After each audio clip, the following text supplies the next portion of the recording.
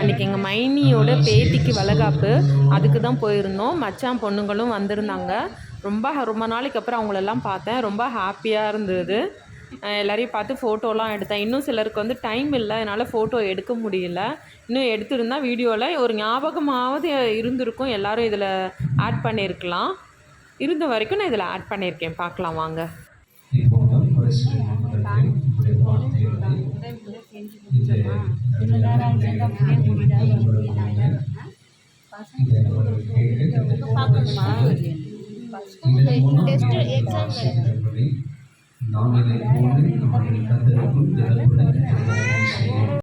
இது வந்து மறுநாள் எறா வாங்கிட்டு வந்திருந்தாங்க. இன்னைக்கு வந்து அத்தை நீங்க பாய் வீட்டு பிரியாணி செஞ்சாங்க. சொல்லுங்க இப்ப சொல்லுங்க. இப்ப பாய் வீட்டு பிரியாணி செஞ்சாங்க. அன்னைக்கு சிக்கன் பிரியாணி, இன்னைக்கு வந்து எறா பிரியாணி செய்ய போறோம். அதாவது மிளகாத்தூள் சேர்க்காம பச்சை மிளகாய் தான் போட போறோம் காரத்துக்கு. இப்போ வந்து என்னெல்லாம் எடுத்து வச்சிருக்கேன் நம்ம பார்க்கலாம். எறா வாங்கி எடுத்து வச்சிருக்கோம். தக்காளி, பச்சை மிளகாய், கருவேப்பிலை, கொத்தமல்லி, பட்டை, சோம்பு, லவங்கம் எல்லாம் எடுத்து வச்சிருக்கேன். இஞ்சி போட்டு வெங்காயம் அரைச்சி வச்சிருக்கேன். சரி, இது வந்து எறா ஃப்ரைக்கு தயிர், அரிசி வந்து அலசிட்டு ஊற வச்சிருக்காங்க. எலுமிச்சம்பழம் எடுத்து வச்சிருக்காங்க. இன்னைக்கு பிரியாணி, எறா பிரியாணிக்கு தேவையான பொருள் இதுதான். வாங்க எப்படி செய்யறதுன்னு பார்த்துடலாம்.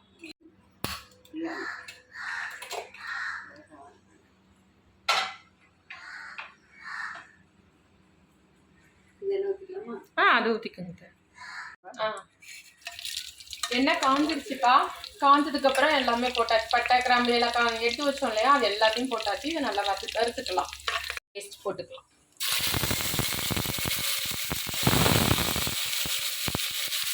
வச்சுப்போம் இல்லையா, அந்த ஆனியனை இது கூட சேர்த்து வதக்கிக்கலாம். தக்காளி சேர்த்துக்கலாம். பச்சை மிளகாவா,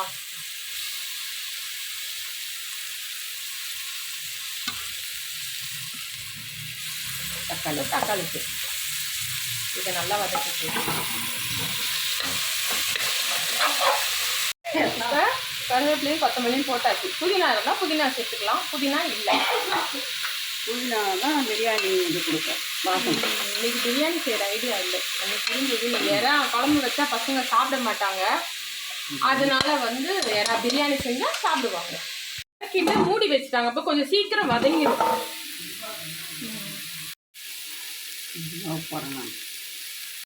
இந்த டைம்ல நம்ம எறா சேர்த்துக்கலாம்.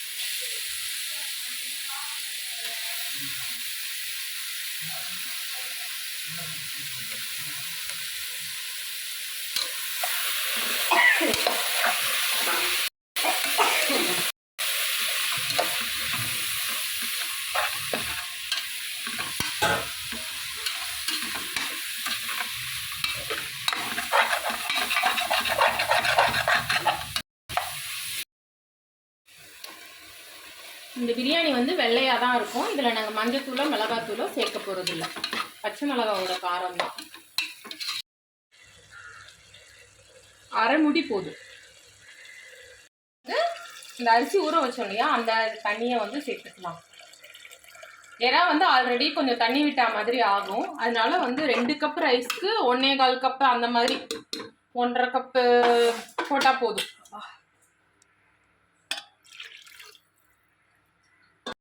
வந்து எறா ஃப்ரைக்கு என்ன போட்டிருக்காங்கன்னா, அரிசி மாவு, உப்பு, இஞ்சி பூண்டு, மஞ்சத்தூள், குழம்பு மிளகாத்தூள் மட்டும் போட்டு பசறி வச்சுருக்காங்க.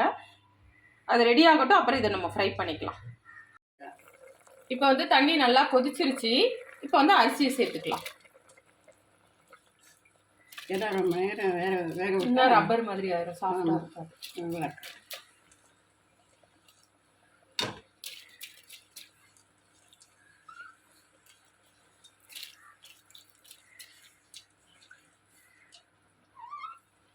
ரெண்டு கப் அரிசிக்கு 3 கப் தண்ணி போதும்.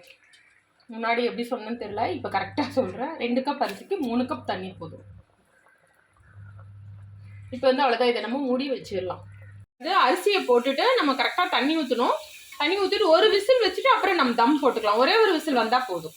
ஸ்டீம் போயிருச்சு. இப்போ வந்து நம்ம குக்கரை திறந்துடலாம். சூப்பராக வந்துருச்சு. தம் போடணுமா தான் வேணாவா? கரெக்டாக சூப்பராக பொல பொலன்னு எறா பிரியாணி ரெடி ஆயிடுச்சு. எறா காட்டுங்க தான்.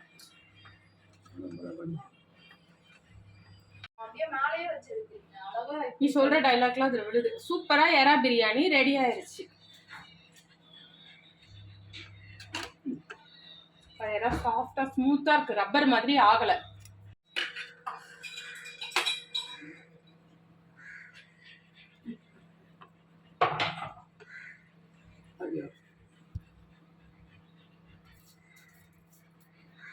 பிரியாணி சூப்பராக ரெடி ஆயிருச்சு. சுட சுட எறா பிரியாணி ரெடி. அப்புறம் ரசமும் ரெடி. அப்புறம் சாப்பிடும்போது இது வந்து ஃப்ரை பண்ணணும். அப்புறம் சுட சாதமும் வச்சாச்சு ரசத்துக்கு. அப்புறம் ஆனியன் ரைத்தா ரெடி ஆகிக்கிட்டு இருக்கு.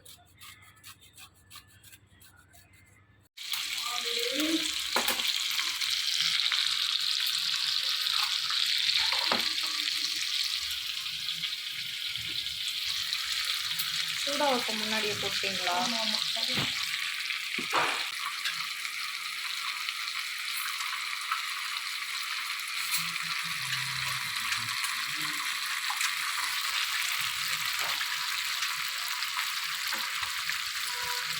இன்னும் உங்களுக்கு முட்டை வேணுமாங்க?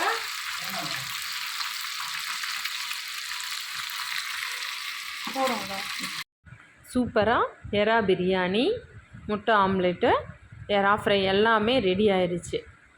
சூப்பராக எறா பிரியாணி எனக்கு ரொம்ப டேஸ்ட்டாக நல்லா இருந்தது. அவ்வளோதான்ப்பா. உங்களுக்கு இந்த வீடியோ பிடிச்சிருந்தா லைக் பண்ணுங்கள், ஷேர் பண்ணுங்கள், கமெண்ட் பண்ணுங்கள், சப்ஸ்கிரைப் பண்ணுங்கள். அடுத்த வீடியோவில் பார்க்கலாம்ப்பா. பாய்.